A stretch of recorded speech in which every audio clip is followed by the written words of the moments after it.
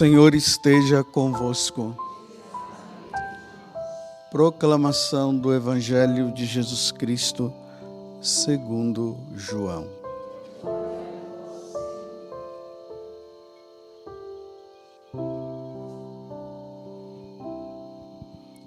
Naquele tempo, a multidão perguntou a Jesus: que sinal realizas, para que possamos ver e crer em Ti?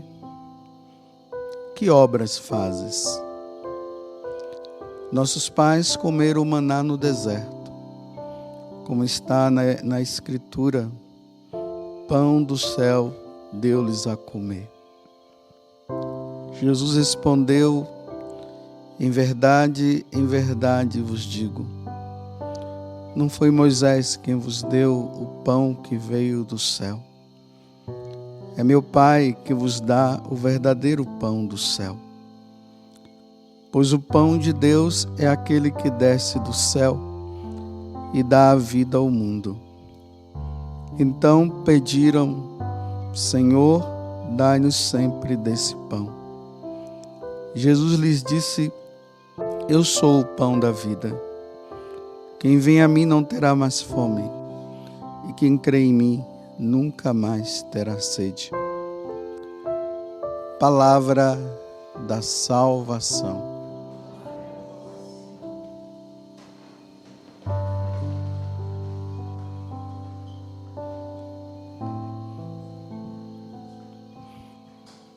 Estamos agora nesse tempo da Páscoa, a terceira semana, onde nós estamos sendo catequizados aqui em relação à Eucaristia. Jesus que se revela dizendo que Ele é o pão que veio do céu. E quem comer deste pão jamais morrerá. Mais uma vez, os judeus não conseguem entender o que Jesus está dizendo, porque eles estavam admirados com a multiplicação dos pães e queriam se alimentar desse pão que Jesus tinha dado, mas compreender essa questão de que Jesus é o alimento, eles não conseguiam entender de forma nenhuma.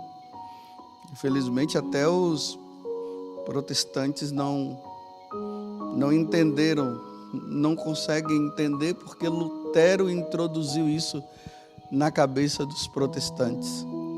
Para eles é uma simbologia, para nós não. Jesus está real, Ele está presente ali na Eucaristia. Mesmo sem entenderem, eles pedem, né? Senhor, dai-nos sempre deste pão. E Jesus, Ele fala para ele, né? Para eles, né? O pão de Deus é aquele que desce do céu.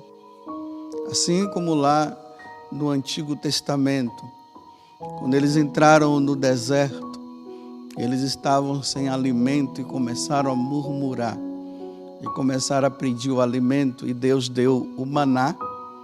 Agora Jesus está fazendo uma relação, dizendo que o verdadeiro pão do céu é Ele.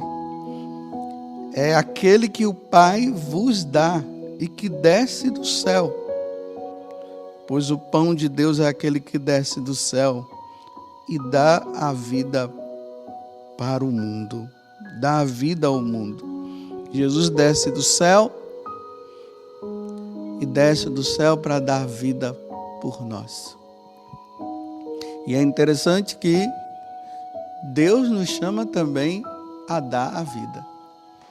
Esse alimento que é o próprio Jesus, Ele nos fortalece para que nós possamos dar a nossa vida, até se for preciso, a nossa vida pela fé. Eu não quero hoje me deter muito no Evangelho, não. Eu quero ir para a primeira leitura, porque o Evangelho nós vamos ver ainda muita coisa em relação à Eucaristia. Na nossa vida de cristão, quando nós somos batizados, dentre os sacramentos, nós recebemos esses 3 primeiros que são importantes para a nossa vida: o batismo, a Eucaristia e a Crisma. Eles são importantíssimos, são até os sacramentos de iniciação na nossa vida cristã. Quando eu sou batizado, eu tenho direito a receber a Santíssima Trindade dentro de mim, Deus passa a habitar dentro de mim. No batismo, eu recebo as 3 virtudes teologais: a fé, a esperança e a caridade. E é pela fé que eu passo a acreditar em Deus, na existência de Deus. Não é uma questão de provar a Deus de forma sensível, porque se eu provo Deus de forma sensível, já não é mais fé.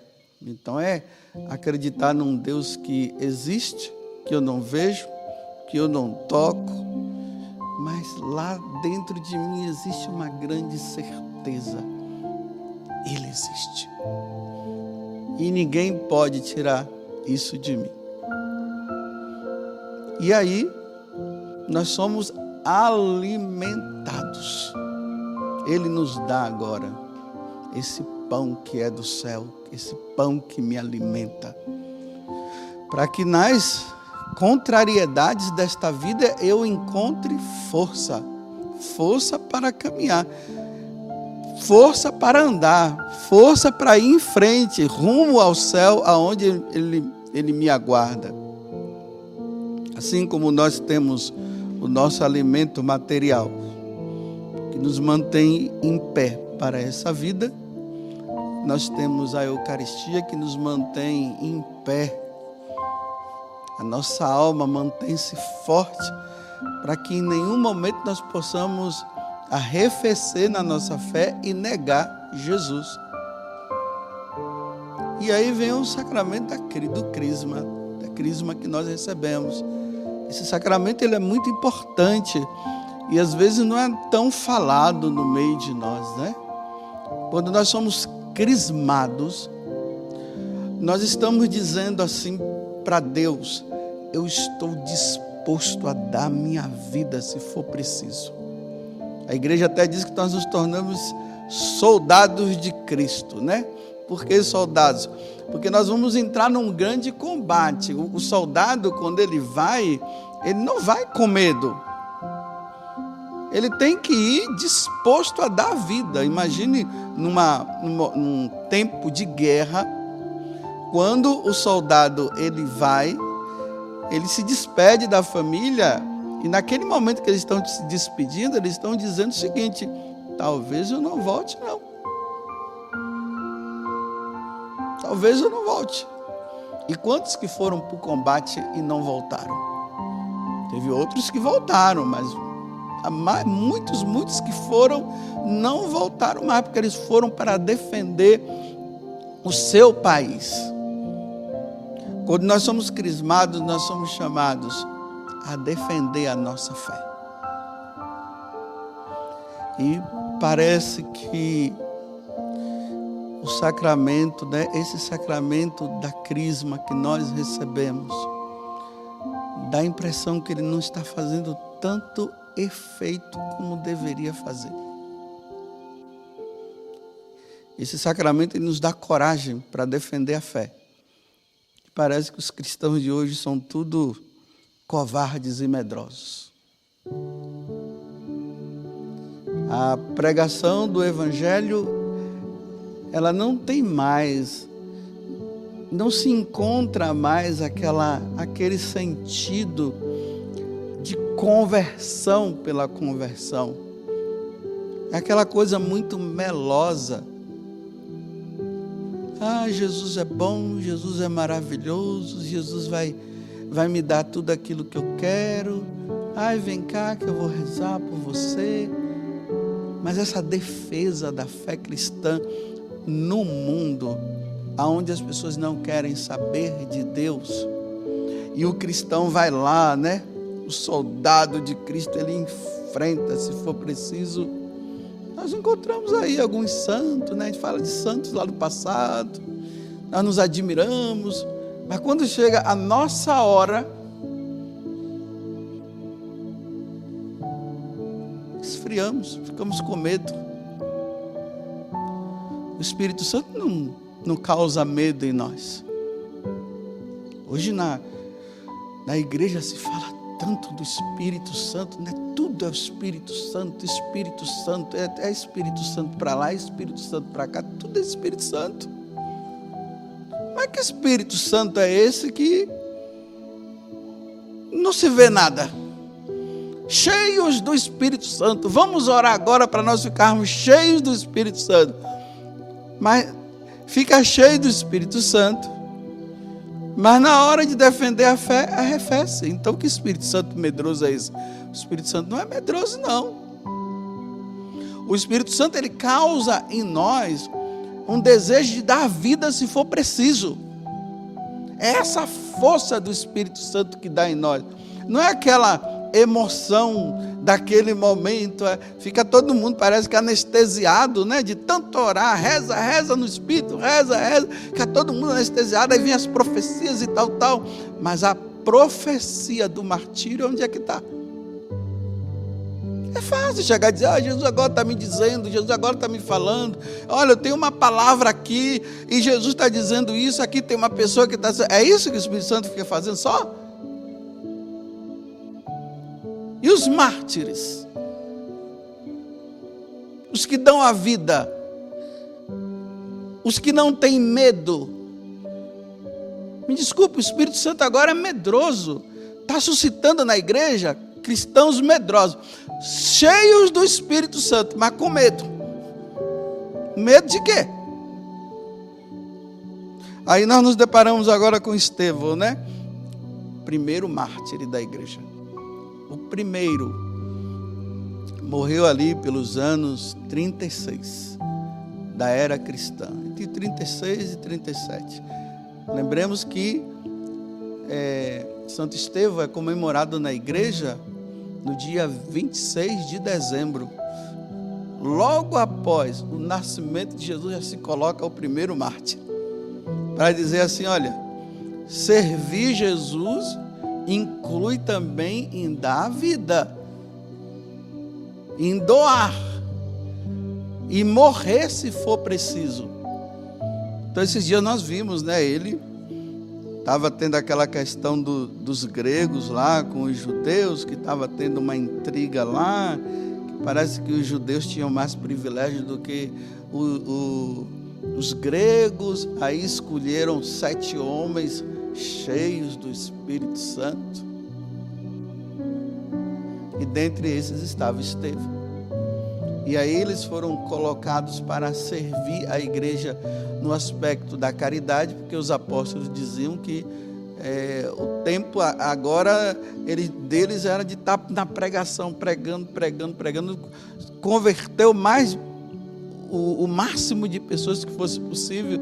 Então eles estariam voltados para a pregação e a oração, enquanto os diáconos estavam ali nesse aspecto da caridade, fazendo a caridade.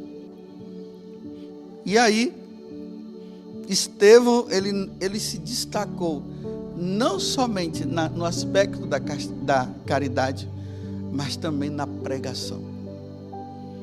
E aí Estevão estava causando um fuzuê ali em Jerusalém. Por quê? Porque quando o homem pregava, ele pregava com uma sabedoria tão grande que não tinha como não acreditar no que ele estava falando. Não encontravam nada que pudesse dizer assim, não é bem assim, né?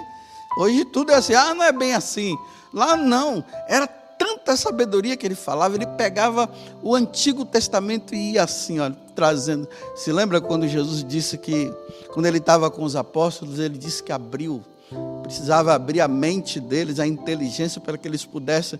E aí, a partir daquele momento, ele começou a falar dos profetas, de Moisés, dos profetas e dos salmos, para que eles pudessem compreender, é essa sabedoria, essa abertura de inteligência estava em Estevão.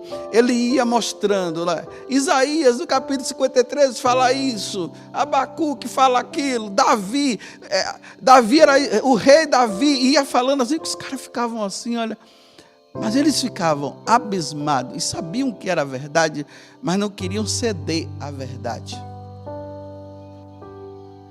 E aí, olha bem, né? Olha o que é uma pessoa crismada.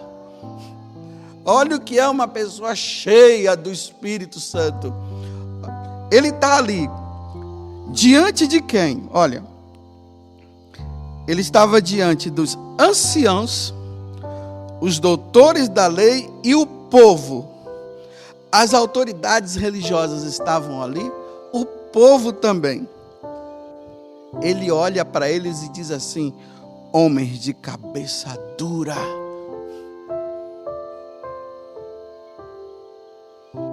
Não faz média, não. Que ele tinha que salvar aqueles homens. Não faz média. Os cristãos de hoje vivem fazendo média. Um cristianismo da média. Ah, não fala isso não, porque vai desagradar aquela pessoa. Ah, não fala aquilo não, porque aquela pessoa a igreja é da acolhida, nós temos que acolher todo mundo e naquela coisa toda. E nessa de acolher todo mundo, não se fala a verdade. Não se diz o que deve ser dito. Não fala não, senão você vai ser processado. Não fala não, porque senão vai ter isso, vai ter aquilo. Vai perder o número de fiéis. Não fala outra coisa.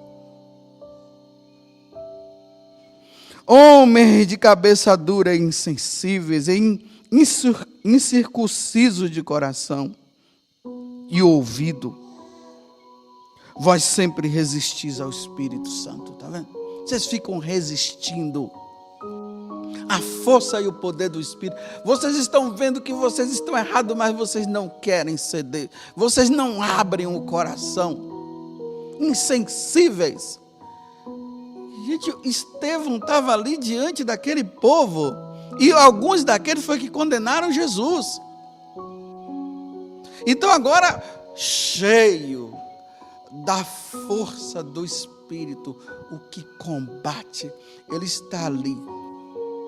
Podem fazer o que quiser, mas eu estou defendendo a fé. Eu estou mostrando para vocês a verdade. E aí, ele ainda diz assim: vocês mataram o justo. Seus bandos de bandidos, foram vocês que mataram o justo. Jesus, aquele que os vossos pais, os nossos pais falavam, vocês foram lá e mataram ele. Aí, ao ouvir essas palavras, aí ele diz: vós recebestes a lei por meio de anjos e não a observastes. Ao ouvir essas palavras, eles ficaram enfurecidos, olha, e rangeram os dentes contra Estevão, foram ficando vermelhos de raiva, só que eles não podiam fazer nada, porque realmente o cara estava falando a verdade. Eles não admitiam a verdade, porém, eles admitiam, mas não queriam admitir. Aí agora Estevão, né? Cheio do Espírito Santo, o que é que ele vê? Ele olha para o céu. Ele está vendo que o momento dele a vida dele está terminando. Vão me matar por essa verdade que eu disse. Eu não sei se vocês, a comunidade aqui, quando vai pregar, né, muitos aqui, ou você aí na paróquia, quando vai pregar, não sei se vocês já foram em momentos em que você falou aquela verdade e você sai de lá assim: meu Deus, por que eu falei isso? Isso vai dar boletim de ocorrência. Eu deveria ter falado outra coisa. Hoje nós encontramos aí em determinados lugares que os pregadores vão, aí o pessoal pergunta primeiro o que é que o pregador vai falar, para ver se eles aprovam ou não, para poder lhe pregar. E depois que acontece a pregação, essa pessoa é chamada para dizer assim: olha, não, você não deveria ter falado isso, você não deveria ter falado de aborto, não, você não deveria ter falado dessa questão da ideologia de gênero, não. Você não deveria, não. Você deveria ter falado assim, que Deus é amor, que Deus nos ama, que Deus acolhe todo mundo. Você não deveria ter falado dessas questões de homem com homem, mulher com mulher, não. Não, você não deveria ter falado dessa questão dos casamentos. Não, não fala disso. Fala que Deus é amor só. Imagine se Estevão chegasse e ficasse ali dizendo: bem, isso aqui eu não posso dizer, nem aquilo ali eu posso dizer, não. Eu vou dizer apenas que Jesus morreu por todos e salvou todo mundo. Olha que pregação bonita, agradável, não converte, não muda ninguém. As pessoas continuam naquela vida de pecado, porque o pecado não foi anunciado para que a pessoa o rejeite. Foi falado apenas que Deus morreu por todo mundo. E Deus ama você como você é. Aí todo mundo bate palma. Porque essa questão de que Deus ama você do jeito que você é, está dizendo assim: nossa, então eu sou um bandido, Ele me ama? Então eu não preciso mudar. Não, Ele ama você do jeito que você é. Aí a pessoa está lá, vive um casamento errado. Deus ama você do jeito que é. Deus ama você mesmo assim, eu nessa vida, eu não casei na igreja. Não, Deus ama você do jeito que você é. Fique em paz, está vendo? Não muda. Mas quando você fala a verdade, você está colocando a sua cabeça em risco. O seu pescoço vai ser cortado. As pessoas vão ficar enfurecidas. Aquelas que querem continuar na vida errada vão ficar enfurecidas com você. Você vê aqui que eles ficaram enfurecidos porque Estevão falou a verdade. Sabe aquela sensação, voltando ao que eu disse, né? Aí você chega lá e você sai daquele encontro dizendo assim: vão me pegar? Eu não deveria ter falado isso? Não sei se vocês já tiveram essa percepção, os pregadores aí, né? Talvez não, porque você só disse que Deus acolhe todo mundo, Deus é amor, você não fala do pecado, você não diz que a pessoa deve mudar de vida, você só quer soprar para o pessoal cair e ficar lá deitada no chão. Só isso. Mas a mudança de vida, cadê a mudança? Cadê a pessoa arrependida? Cadê aquela pessoa que vai atrás do sacerdote e diz: eu mudei, meu Deus, quantas coisas erradas que eu fiz? Por que as autoridades de hoje não se convertem mais? Essas autoridades que vivem no erro, por que elas não se convertem? Porque os cristãos arrefeceram, têm medo de dizer a verdade, aí não mudam. E aí Estevão agora, ele olha para o céu, e para eles, ele estava cometendo uma grande blasfêmia, né? Estou vendo o céu aberto, e o Filho do Homem de pé, à direita de Deus. Mais uma palavra que ele não deveria ter dito: blasfêmia. Como é que você pode estar vendo Jesus, aquele homem que nós matamos, e que estava transformando a religião judaica numa bagunça? Agora você está dizendo que ele é filho de Deus, está de pé à direita do Pai, à direita de Deus. Aí eles, dando grandes gritos, olha, começaram a gritar com raiva.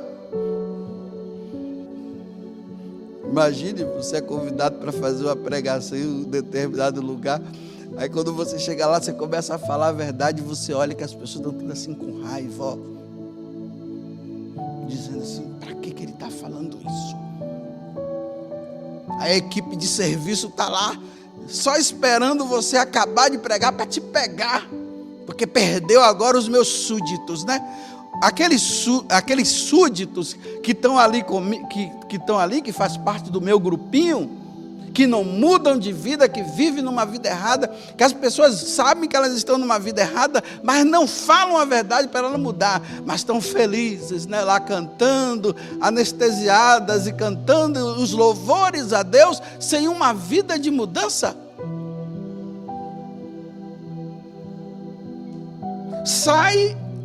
Entram e saem da mesma forma. E sai cantando e diz: nossa, mas foi tão bom hoje. Nossa, foi bom. Você viu aquela música? Eu fiquei tão tocada naquela música. Quando falou aquele trecho, foi eu também.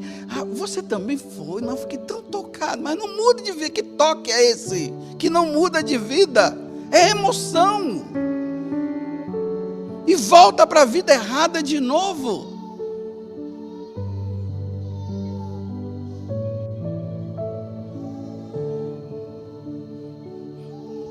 Mas eles dando grandes gritos e tapando os ouvidos. Espero que ela esteja confirmando o que eu estou dizendo. Avançaram todos juntos contra Estevão.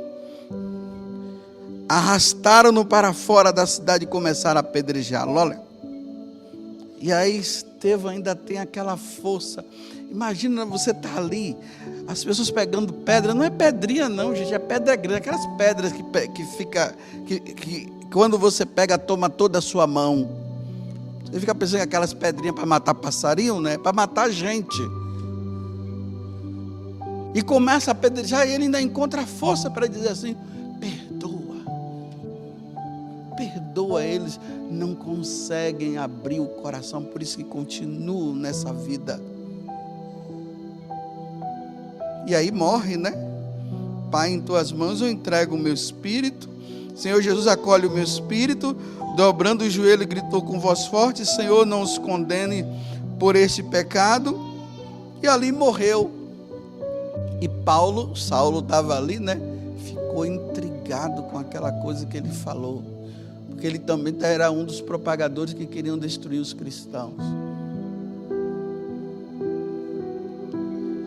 Enfim, eu termino essa homilia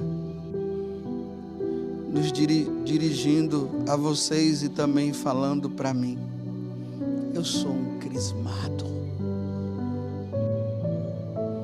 E se eu sou um crismado, eu sou um homem cheio do Espírito Santo como você é. Por que o medo de falar a verdade?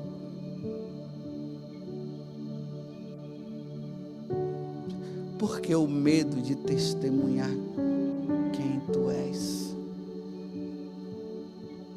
Por que a vergonha? Se Paulo disse que Deus não nos deu um espírito de temor, de medo, por quê?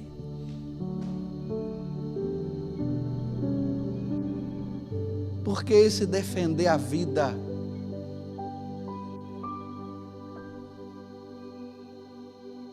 Por que quando você fala, por que as pessoas não mudam? Continuam do mesmo jeito? Por que essa melosidade? Quando você vai pregar realmente para falar a verdade. Por exemplo, o casal, quando vai pregar para os casais, você fala dos métodos contraceptivos? Ou está com medo de ser rejeitado? Por que diante do seu amigo que está tentando mudar de sexo, e ele é seu amigo, por que você não diz a verdade para ele, já que você está cheio do Espírito Santo? É cheio do Espírito Santo só na hora que manda: ergam os braços, vamos nos encher agora do Espírito Santo. Aí ora, aí todo mundo: estou cheio do Espírito Santo. Para quê? Que cheio é esse?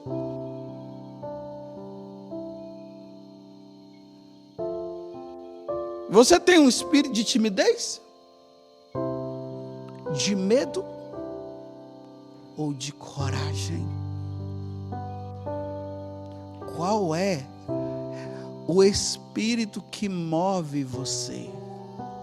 O de medo de timidez ou de coragem? Porque se você diz que você está cheio do Espírito, toda hora é isso, estamos cheios do Espírito Santo, vamos nos encher do Espírito Santo, cheios do Espírito, e cheio, meu Deus, ou não está dando certo, ou tem alguma coisa errada aí, realmente, porque estamos cheios do... Vamos orar para ficar cheio do Espírito Santo. Aí ora, aí fica cheio do Espírito Santo. Será? Eu acho que não chegou nem na unha ainda. Não chegou nem na unha. Porque se fosse para estar cheio do Espírito Santo, era para você estar ali, olha, é um soldado de Cristo defendendo a fé. E se for preciso morrer, eu morrerei. Porque eu vejo o céu aberto e nosso Senhor sentado à direita do Pai. Louvado seja nosso Senhor Jesus Cristo e a nossa Mãe Maria Santíssima.